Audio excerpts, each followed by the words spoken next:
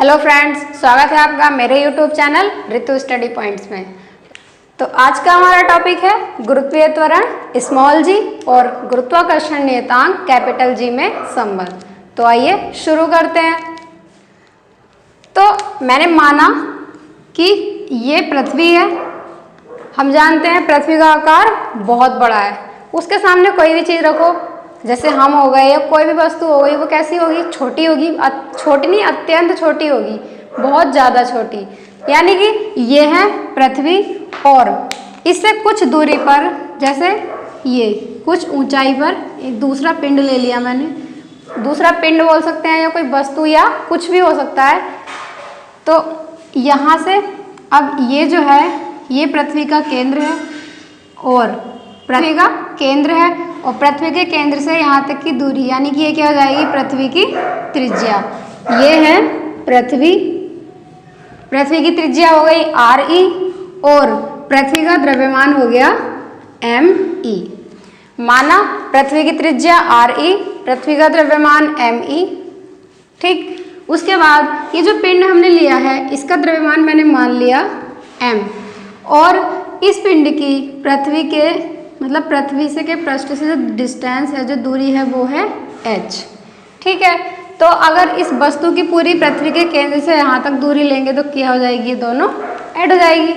तो सबसे पहले मैंने माना कि m द्रव्यमान का कोई पिंड पृथ्वी के और गुरुत्वीय त्वरण के अंतर्गत आ रहा है, गति कर रहा है। तब क्या होगा? न्यूटन के सेकंड नियम से इस पर लगने वाला बल, यानी कि न्यूटन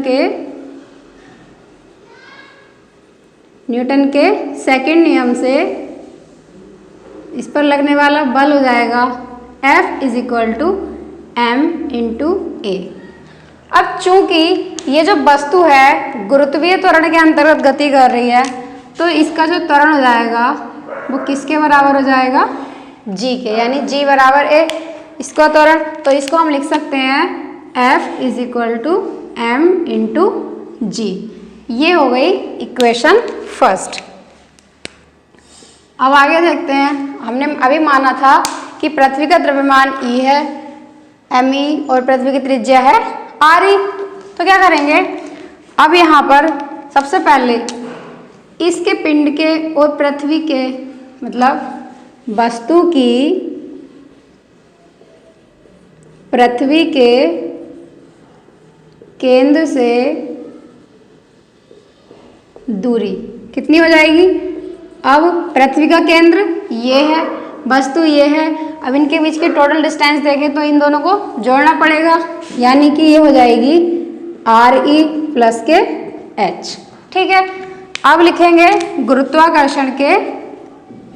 अभी हमने पढ़ा था इससे पहले वीडियो में गुरुत्वाकर्षण के नियम से या गुरुत्वाकर्षण के सार्वत्रिक नियम से। अब सबसे पहले थोड़ा सा देख लेते हैं गुरुत्वाकर्षण का नियम क्या होता है।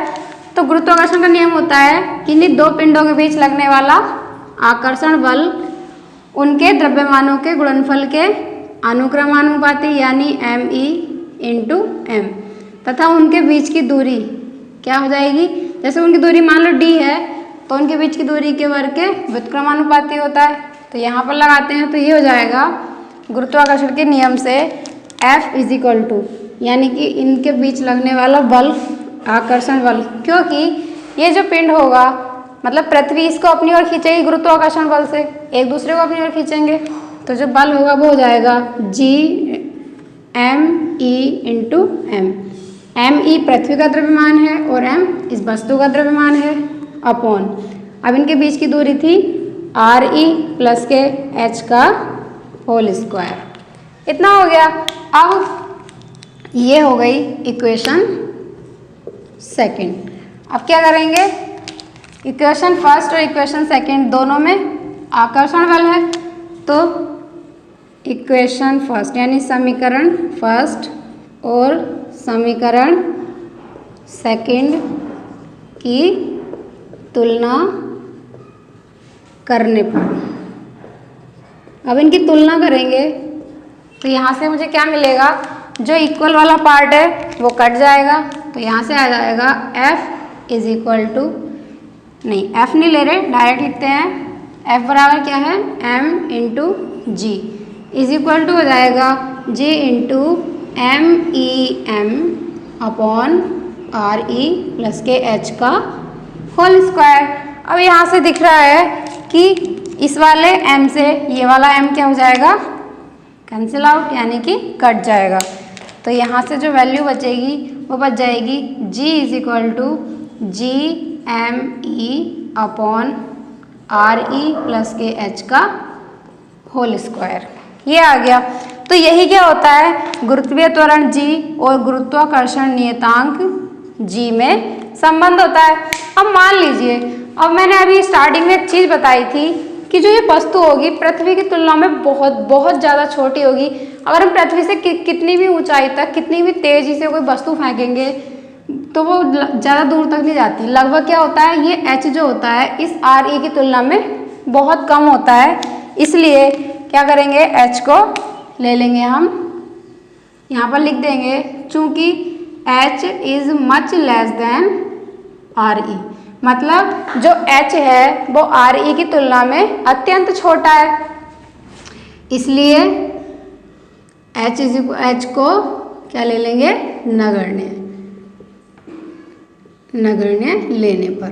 कितना हो गया, अब नगण्य ले लिया तो यहाँ पर क्या रख देंगे, H की जगह पर 0। तो यहाँ से आ जाएगा G is equal to GME upon RE square. तो यही होता है G यानी कि स्मॉल g और कैपिटल G में संबंध, या गुरुत्वीय त्वरण G और गुरुत्वाकर्षण नियतांक G में संबंध। अब इसकी वैल्यू देखते हैं कि इसकी वैल्यू आती कैसे है। तो यहाँ पर हम हेडिंग डाल लेते हैं कि पृथ्वी का गुरुत्वीय त्वरण, मतलब पृथ्वी का गुरुत्वीय त्वरण कैसे आता है वो देख लेते हैं। तो उसमें कुछ नहीं करना है, इसमें सारी वैल्यूज पुट कर देते हैं। हम जानते हैं, अभी हमने पीछे पढ़ा था कि जो गुरुत्वीय त्वरण होता है, गुरुत्वाकर्षण नियतांक यानी कि कैपिटल G, इसकी वैल्यू होती है 6.67 इंटू 10 की पावर माइनस के 11 न्यूटन मीटर स्क्वायर पर किलोग्राम स्क्वायर। इतना हो गया। अब जो पृथ्वी की त्रिज्या होती है RE, वो लगभग कितनी होती है, 6400 किलोमीटर ये होती है। अब हमने ऐसे क्यों लिया है, क्योंकि हमें कैलकुलेशन क्या हो जाएगा, इजी हो जाएगा। तो इसको ऐसे लिख सकते हैं, और अगर मैं इसको और तरीके से लिखना चाहूँ तो ये हो जाएगा 6.4 इंटू 10 की पावर 6 मीटर। ये किलोमीटर में था, अब मैंने इसको किस में चेंज कर दिया, मीटर में। अब पृथ्वी का जो द्रव्यमान होगा ME वो होता है 6 इंटू 10 की पावर 24 kg। तो ये सारी वैल्यूज़ आ गई। अब इन सारी वैल्यूज़ को यहाँ पर डाल देते हैं। तो अब देखते हैं आगे, यहाँ से हो जाएगा G is equal to, G की वैल्यू है 6.67 इंटू 10 की पावर माइनस के 11 इंटू 6 इंटू 10 की पावर 24 अपॉन R की वैल्यू है 6.4 इंटू 10 की पावर 6 का होल स्क्वायर। इतना हो गया। अब इसको सॉल्व करते हैं। तो सॉल्व करने के लिए सबसे पहले क्या करेंगे, हम इसकी पावर सॉल्व करेंगे। तो पावर्स को सॉल्व करिए। 6.67 इंटू 6 यहाँ पर लिख लेते हैं, इंटू 10 की पावर यहाँ से आ जाएगी माइनस के 11 प्लस के 24 अपॉन, अब यहाँ से देखिए पावर हो जाएगी 6 2 जा 12 और ऊपर किस में चली जाएगी ये, चलो इसको अभी ऐसे देखते हैं। तो ये हो जाएगा 6.4 इंटू 6.4 इंटू 10 की पावर 12, इतना हुआ। अब इसको आगे देखते हैं। ये हो जाएगा 6.67 इंटू 6 इंटू 10 की पावर यहाँ हो जाएगा 4 में से 1 माइनस किया 3 बचेगा, 2 में से 1 माइनस करेंगे ये बचेगा, और यहाँ से ये पावर माइनस में चली जाएगी अपॉन 6.4 इंटू 6.4, तो ये हो जाएगा 6.67। चलो इसकी मल्टीप्लाई कर लेते हैं, तो 6 7 जा 42, 6 6 जा 36 और 4 40 का 0, 6 6 जा 40 और 4 44 इंटू 10 अपॉन 64 इंटू 64। अब इसको आगे सॉल्व करते हैं, तो यहाँ से हो जाएगा 440.2 अपॉन 64 इंटू 64, ये हो गया। तो यहाँ से इसको सॉल्व करने के बाद जो जी की वैल्यू आ जाएगी वो आएगी, इसको सॉल्व करेंगे, गुणा भाग करेंगे तो आ जाएगा 9.8 मीटर पर सेकेंड। और हम हमेशा से पढ़ते हुए आ रहे हैं कि जी की वैल्यू क्या होती है, 9.8 मीटर पर सेकेंड। तो इस तरह से हम स्मॉल जी और कैपिटल जी में संबंध निकाल सकते हैं, ये संबंध हो गया। उसके बाद अगर मुझे जी की वैल्यू निकालनी है, यानी पृथ्वी का गुरुत्वीय त्वरण निकालना है, तो किस प्रकार से निकाल सकते हैं, इस प्रकार से सारी वैल्यूज यहाँ पर रखकर निकाल सकते हैं। तो अगर आपको मेरी वीडियो पसंद आई हो तो मेरी वीडियो को लाइक कर दें और मेरे चैनल को सब्सक्राइब ज़रूर कर दें, और कमेंट करके मुझे ज़रूर बताइए कि आपको मेरा वीडियो कैसा लगा। Thank you. और एक सेकेंड आप इसको देख लीजिए, नोट कर लीजिए।